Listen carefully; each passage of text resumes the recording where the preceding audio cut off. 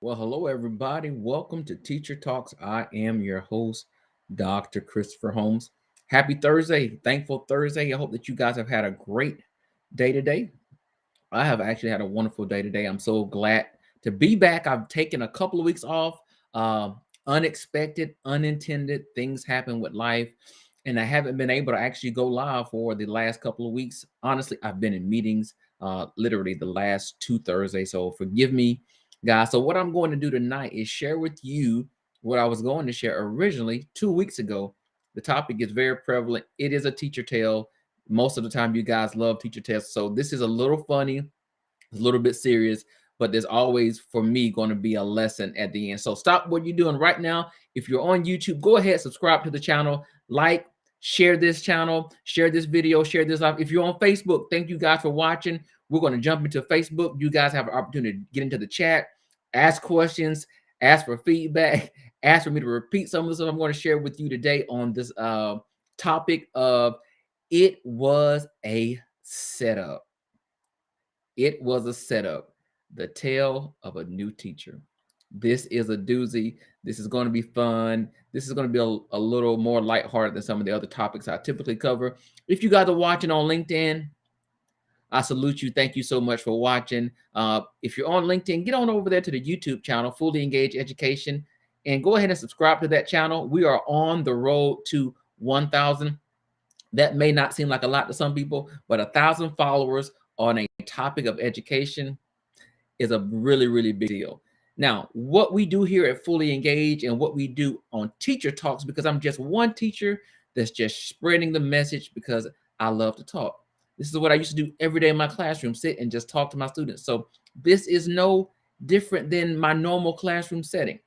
So thank you guys for joining. Class is officially in session. Go ahead, have a seat, take out your supplies, get ready, take some notes, open up your ears because we have a lot to talk about tonight. Again, Facebook, YouTube, and LinkedIn, all of you guys can jump into the chat. You remember, you drive the conversation. Whatever you say, that's what we talk about. Whatever you ask is what I answer. One of the biggest goals of what we try to do here on Teacher Talk is to provide access to information related to education. Why? Because many of us in Black and brown communities have no clue about how to navigate ourselves or how to navigate our children through education, though. So that's what I'm here to do. And guess what? I'm doing it for free. So why not tune in? Why not share it? Why not tell somebody? It's not going to hurt you. I don't that's think what I'm here to do. free And guess what? ever hurt anybody. For So as you can hear free. right now, I am on Facebook Live as you guys are tuning in. Watch this. I'm going to drop a little comment right here on Facebook, and you guys can see it. And I want you to tell me who you are. Give me your nickname, the name of your bay. Tell me where you're watching from. I would love to hear from you as we start on this journey. Now, what do I always say? It is 9 o'clock. I hope the kids are down because it's time for the grown folks to catch up. So, of course, in my mug at night, this is, you see my handy dandy Teacher Talks mug. There's another giveaway coming, so be on the lookout. We're going to give away some more Teacher Talks mugs very soon. But this, of course, is coffee. I sometimes drink tea. Now, What you drink, it is up to you. It's your business. There's no judgment on this side. One day I'm going to have me a glass of wine because there are going to be some topics I may need a glass of wine just to get through the time that we're together. So whatever you're doing, do what you got to do. Class is in session. Let's get started. So I am going to share a story about when I was a new teacher. Now, for those of you that remember, right now I am a consultant. I run a consulting company where I really work with a lot of Title I schools. When I first started teaching, I taught in a Title I school. So you may be asking, number one, Dr. Holmes, what is a Title I school? A Title I school is an environment where at least 40% of the student population is at the level of poverty. If you reach that 40%, you can declare the whole school to be a Title I environment. And everybody gets additional funding for resources, for access, sometimes for teacher support or additional staffing, additional PL, a lot of different ways you can use that money. So that is what a Title I school is. Now, again, I was a non-traditional teacher. So what does that mean? I did not go to school to get a degree in education. Okay. So I went to school, I got a degree in biology and chemistry. So I was not trying to be a teacher. That was not my plan at all. At all. Why?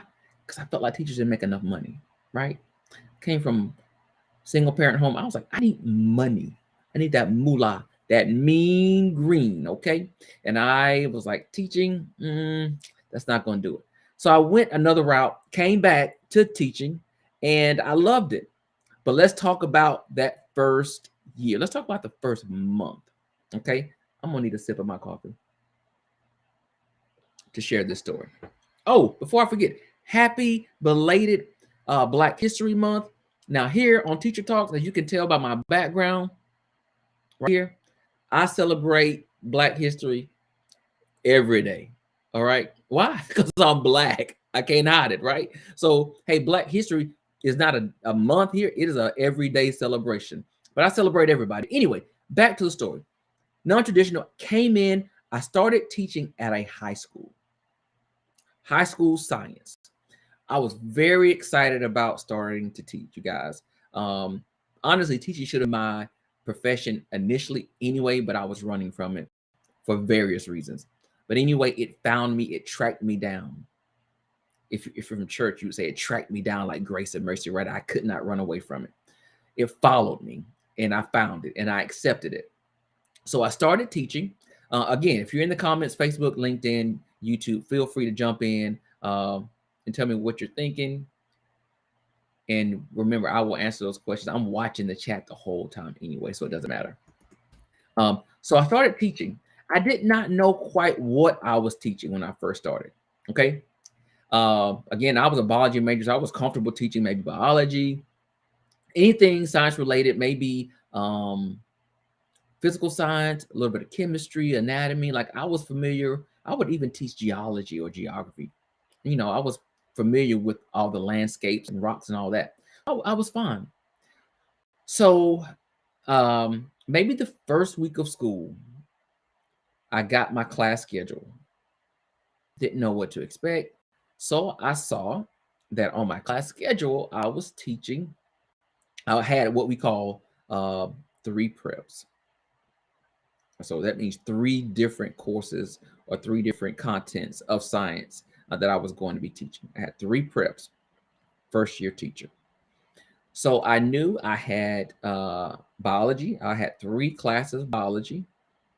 I was also teaching at that time here in the state of Georgia, there was a graduation test, and there was a test in science for graduation. There were tests in all 4 contents, but I was teaching a section of review for science graduation test. And I was also teaching physical science. All right. Physical science, biology, graduation test, review, or support. So I thought. So let me break this down to you what I was actually given.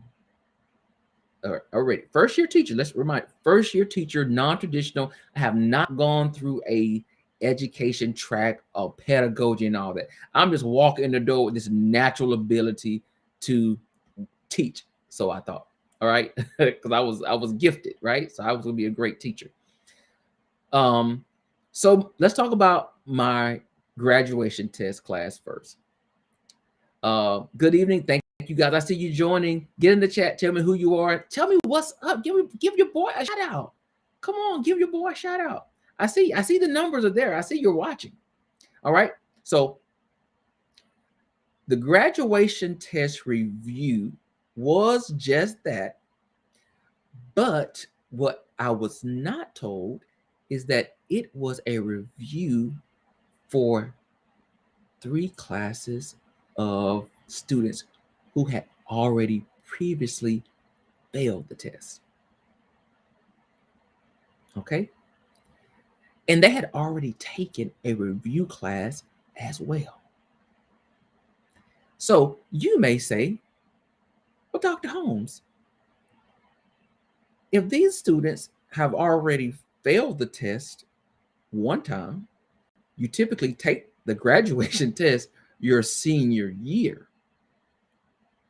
So if you have a class of students who need another review of the graduation test, do you mean to tell me that these are students who have yet to graduate because they have not passed the test?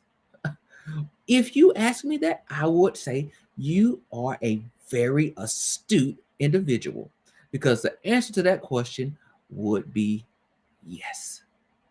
Some of these students had failed multiple tests multiple times.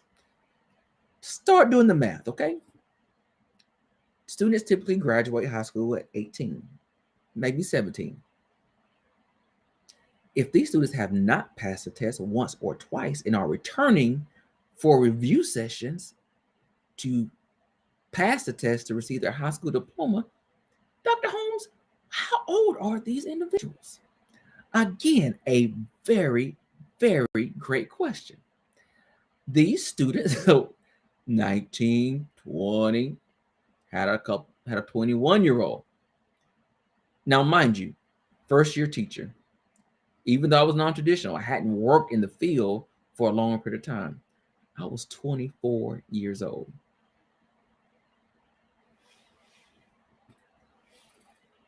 I was 24 years old. My students were 20 and 21. So when I walked in and I see these adults sitting in this room looking at me like we just went to college together, and then they start calling Mr. Holmes, who you talking? Oh, that's me. You're talking to me. Oh yeah, that's my name. That's my name. These kids were old kids, right?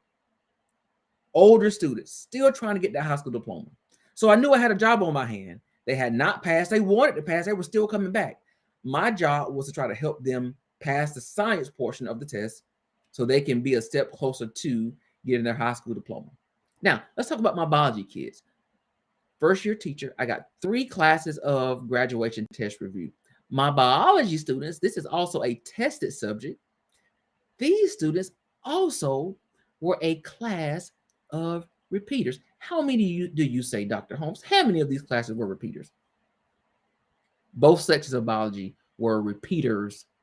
Students who had failed the class had to retake it and were still required to take the biology end of the year assessment. First year teacher. So right now I have 5 classes.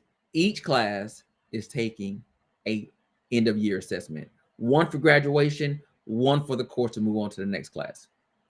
My next prep, remember I had 3 preps, was a physical science class, which was also, this is to let you know how much I was loved my first year. This was also a tested subject class. So let me say again, I had 3 preps. graduation test remediation, which I found out that's what that was. I didn't know what remediation meant. Biology retake, that's not on the core syllabus, but that's what it was. And I was also teaching physical science, which was not a repeater class, but it was a tested subject. Now, either these people thought I was going to be one hell of a teacher, or they didn't give a crap about me. So I knew I had a monumental task on my hand. I remember this. My principal is in here, guys. This is hilarious. My principal is in here. Now, granted, she was not the principal that hired me, but she was my principal at the time that I started teaching. And let me say this.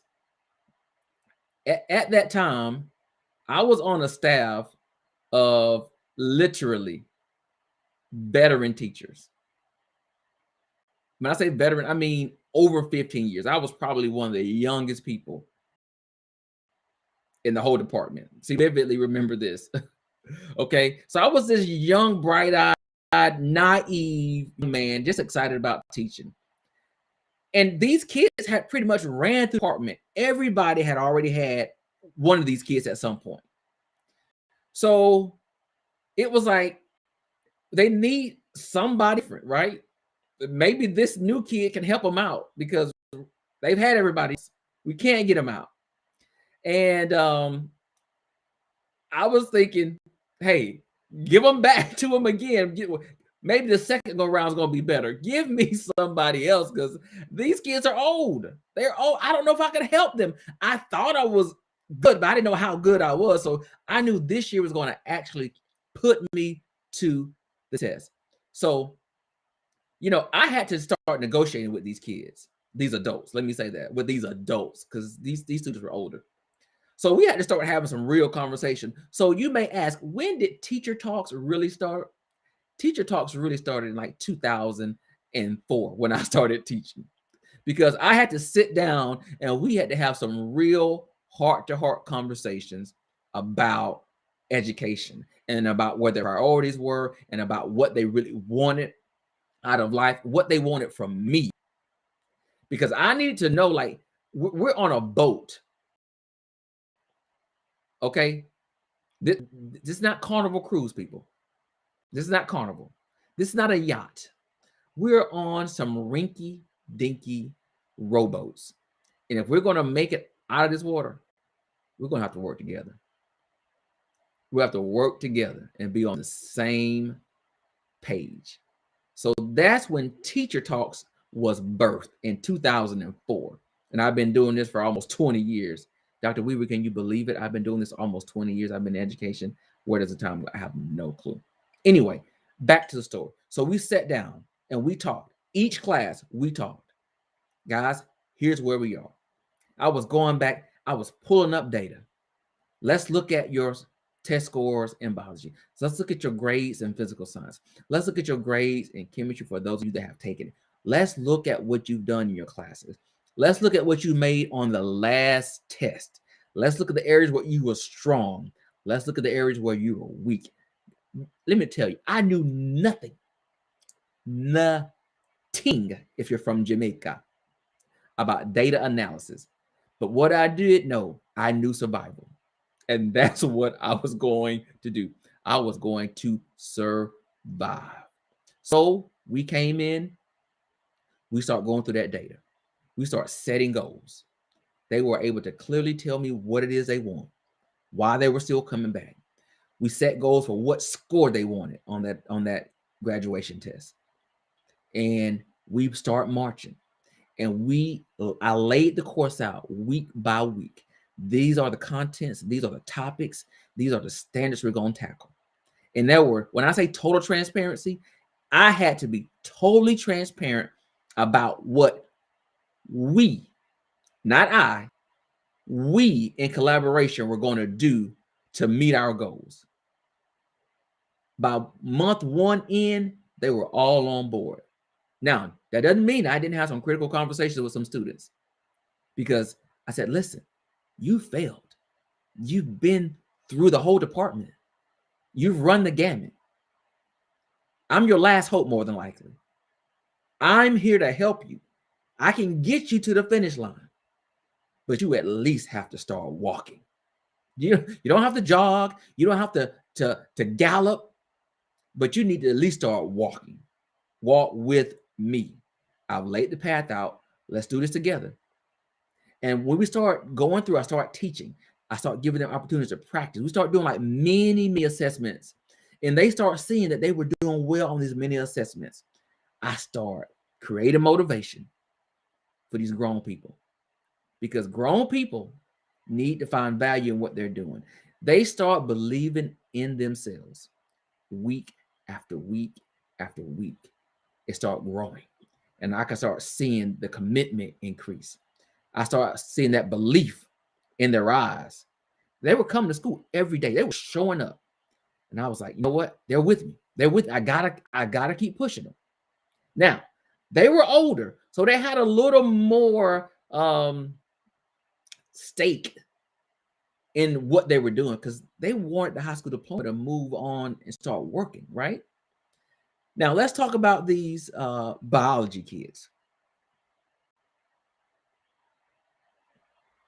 Now, they were not older. We taught biology at that time as a freshman. So these were now 10th graders who had failed biology and were now taking it again. Now, let me backtrack, because I just told a lie. Some of them were not 10th graders. Some of them were juniors who still had yet to pass biology, who have now come to me, who have run through the department of other veteran teachers, who are now teaching gifted and IB and other courses that are not repeaters. That was me. So I'm thinking, okay, my older kids, I see it. They're doing pretty good. They seem committed. I see the intentionality. They're showing up. They're present. They're being active. These 10th graders, y'all, let's just say their minds were definitely other places. It starts with the B, but it wasn't books. Let me say that again. These 10th graders who had failed biology, who are now with me to retake the class again, they were interested in something that starts with a B, but it wasn't books at all. So I had to now, I would say reignite, but it wasn't even a reignition. It was a flame being sparked for the possibility that you can pass this class.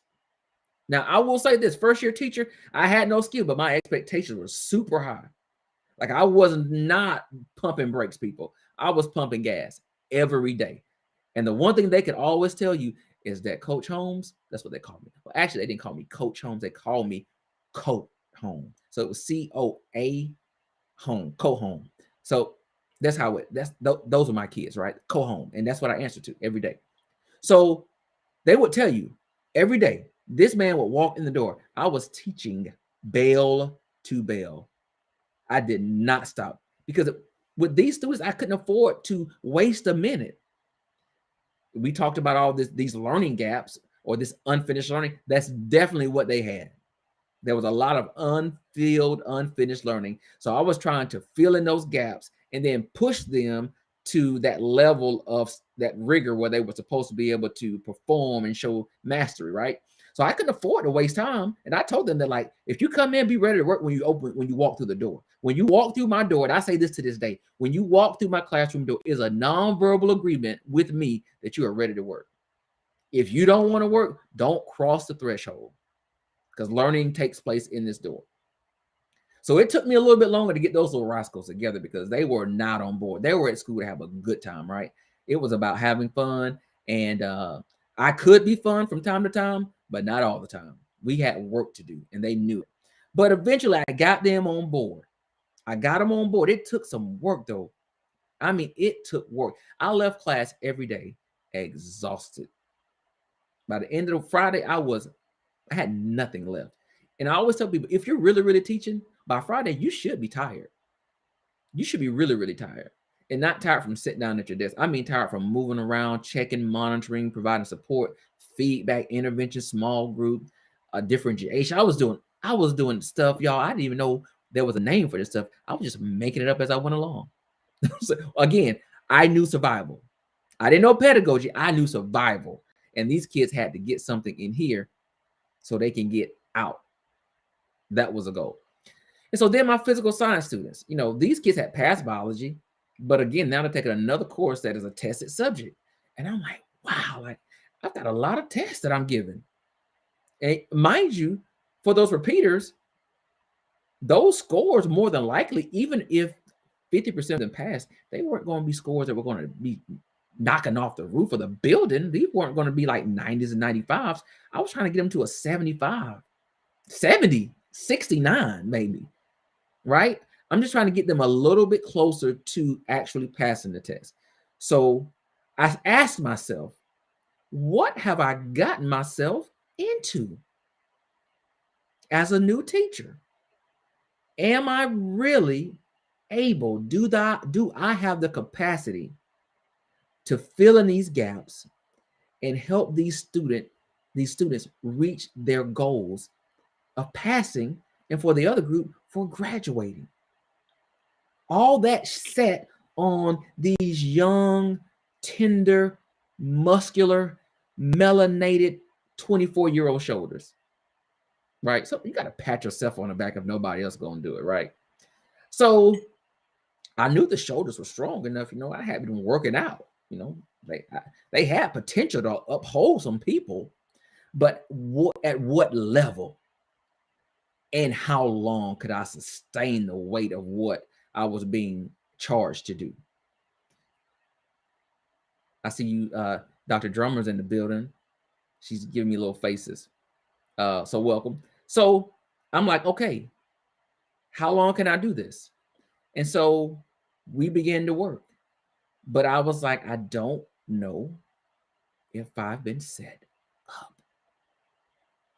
So if you're out there and you were a first-year teacher, do you feel like that you were given the impossible task to accomplish?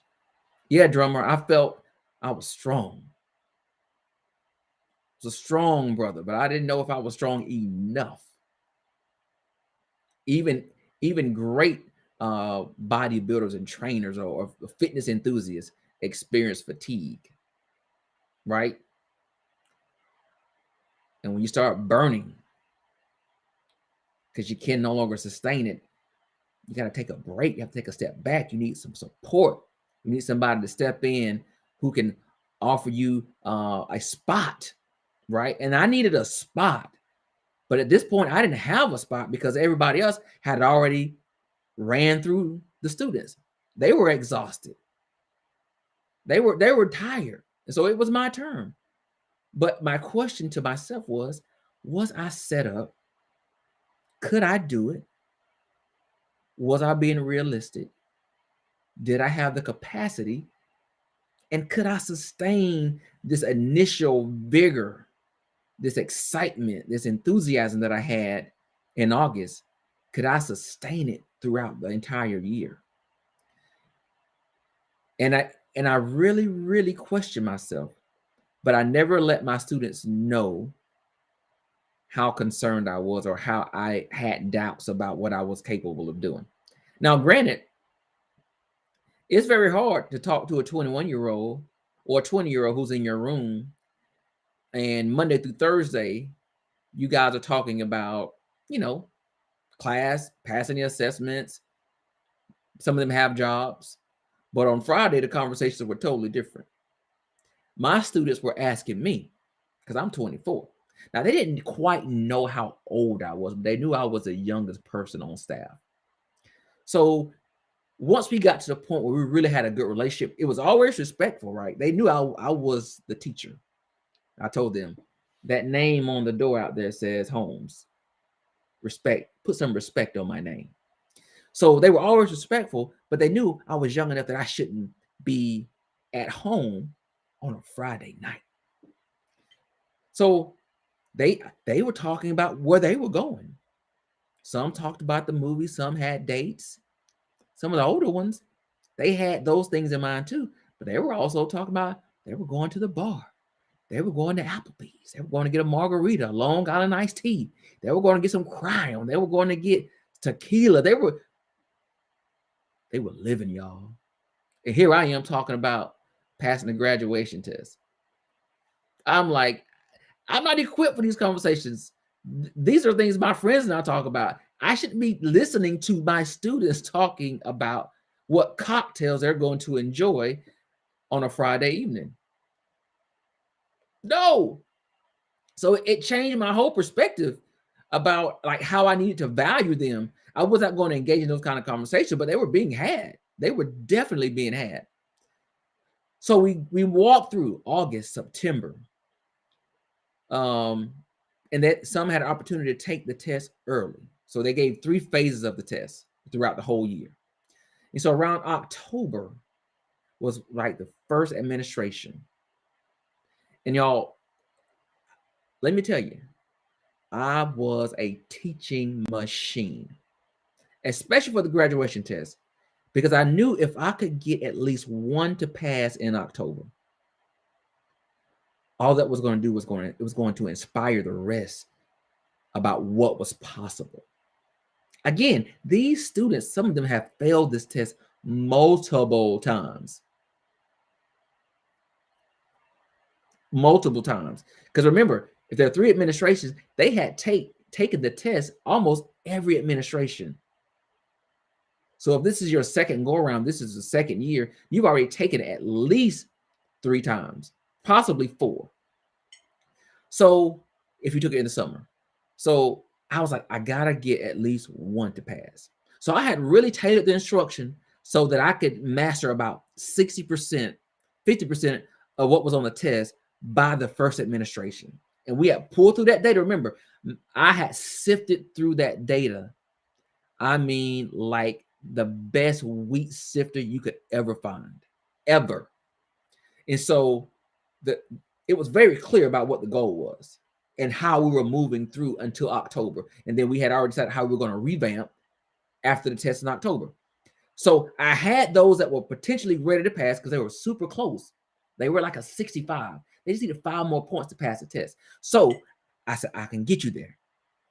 So we took that test in October. I had a class, a total of maybe 20 kids altogether. Some had a class of like 8, some like 10, some like 4 or 5. I had like 4 kids in all of my classes pass the test.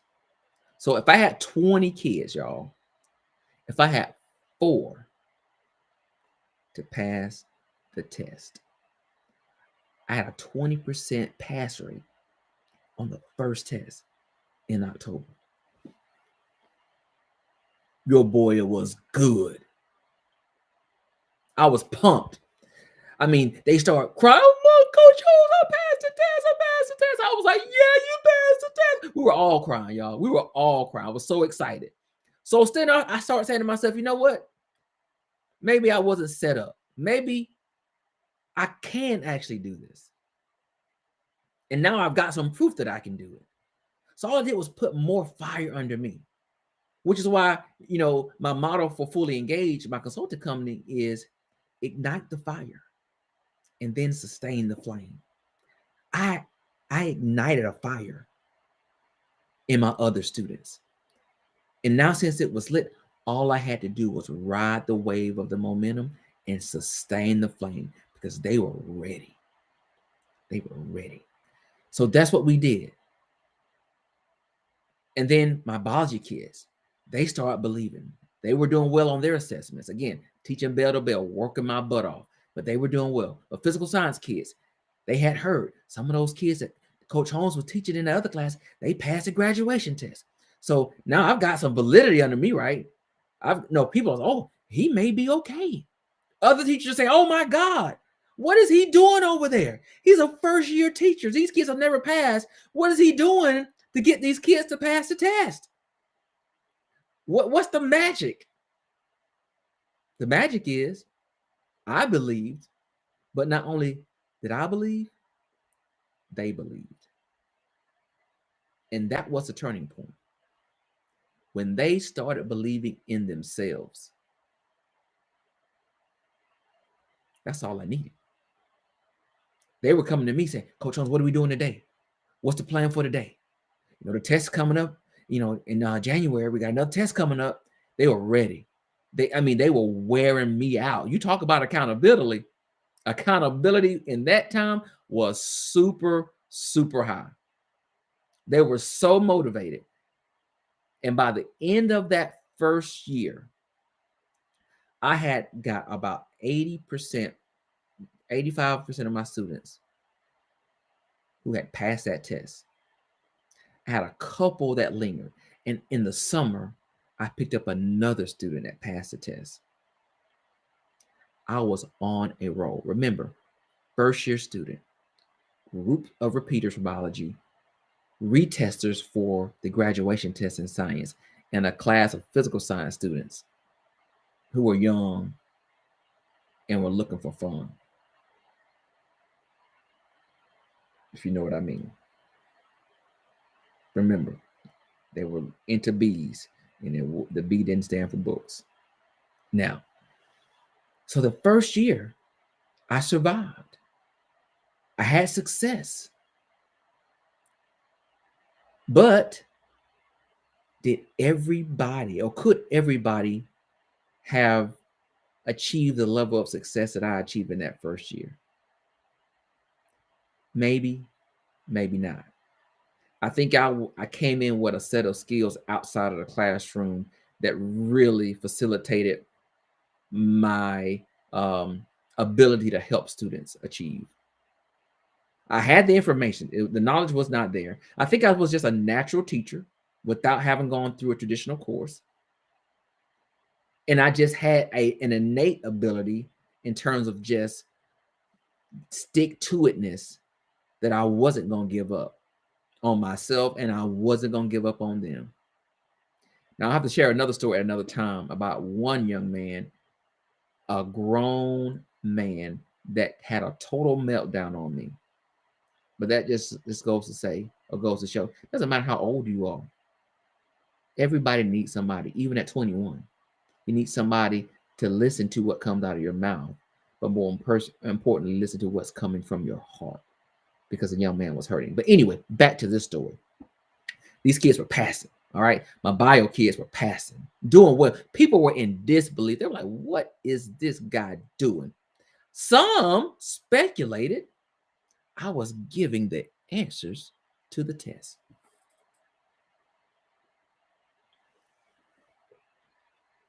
Do you believe that? Some accused me, of course, not to my face, of cheating, because they had tried the same thing and failed. How dare you? You sucker.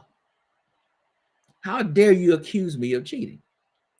But I didn't let that get to me, because it wasn't about me anyway. It was about the students. As long as the students were experiencing success, I didn't really care what people were saying. The proof's in the pudding. They're getting across that stage with a high school diploma. They're passing biology when they haven't passed many assessments, or many or any at all. First time passing tests. So I was excited about them. And that really shaped my passion for students and my commitment to providing high quality education. And all those other skills that I didn't have a name for at the time, that came. The names came. And I started attaching what I was doing to theories, attaching to what I was doing to high quality research, evidence-based practices. Like, it all started making sense. And then I was able to speak about what I was actually doing coherently with other people, and then eventually start helping other people, which led me to doing what I'm currently doing now, helping other educational practitioners, other institutions understand how to reach your students where they are. First, by knowing where they are, identifying those strategies that are going to work specifically for them, because what works for one may not work for everybody.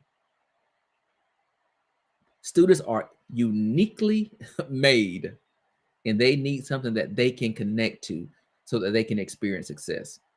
If it worked in the middle of Wyoming, it probably ain't gonna work in Macon, Georgia. Two different types of students. Can they both learn? Yes, but they may be learning differently as we provide access to information. And that was my goal. I had to give my students access to the content, to the information in ways they connected with. Because some of the levels of questioning, the way it was being presented in the assessment, they could connect to it at first. So I had to bring in something like relevant, something that they knew. I started going around the neighborhood, taking pictures of where they live, talking about ecosystems, talking about living, talking about non-living, talking about invasions, talking about deforestation. Like I had to take pictures. And so when I showed it, they were like, oh, that's around the corner from my house. I know where that is. Oh, I've seen that down the street. Oh, that's in my yard. I have some of that in my yard.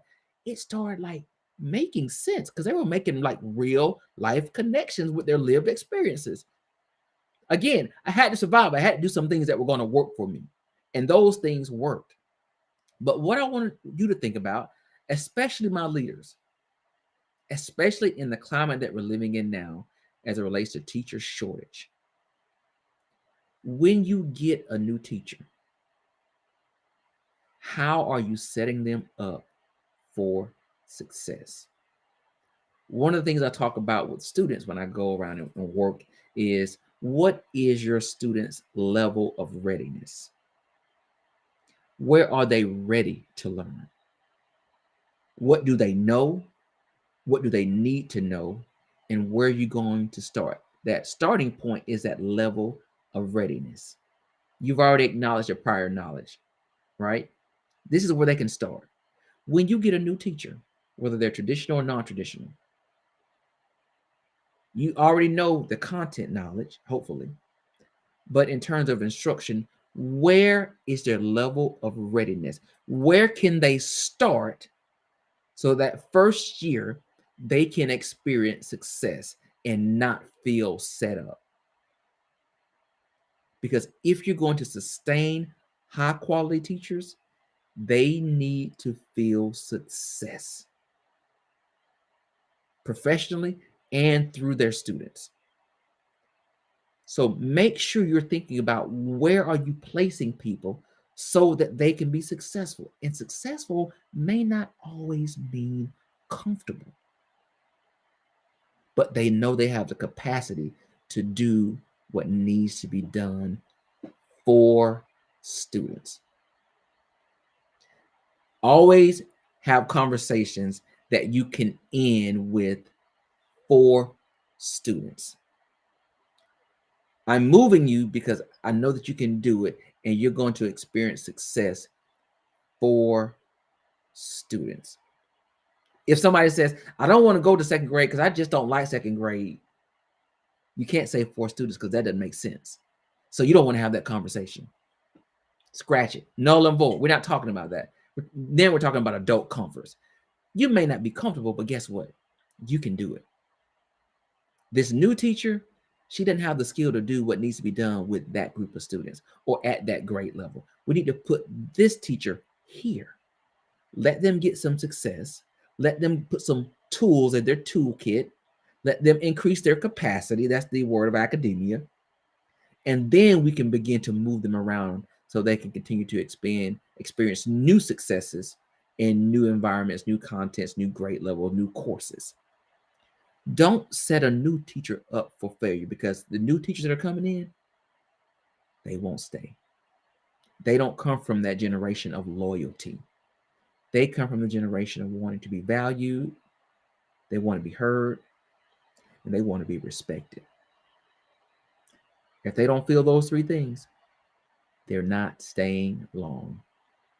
And what are you going to do with a building with empty classrooms and a bunch of vacancies? Because they did not feel you set them up for success. Because if not, guess what's going to happen? Those 21-year-olds I was talking to, I was just listening. But had I felt unsuccessful, instead of listening to them talk about Crown Royal and tequila and margaritas, I would have said, listen, what time we meeting up, y'all? Because I need a drink too. We've all worked hard this week. So let's go out and let's have some fun. So don't set teachers up for failure. Set them up for success. And you've got some extraordinary new teachers coming to the field that we need to keep, but they're only going to stay if you set them up for success. That is what I'm going to leave you with tonight. Thank you guys so much for watching Teacher Talks. I am your host. I am your friend. I am your brother. I am your collaborator. I am your peer, Dr. Christopher Holmes. I'll see you guys next Thursday. Remember, every Thursday, if nothing happens, at 9 o'clock Eastern Standard Time. After you watch this video, get over to YouTube and go and watch some of the older videos. There's over 60 videos of Teacher Talks that I've released.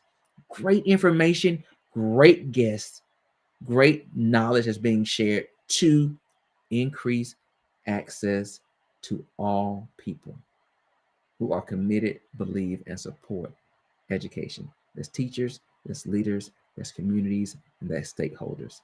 I'm here for you. Thank you guys for watching. I love you so much. Until then, see you next Thursday. Be safe.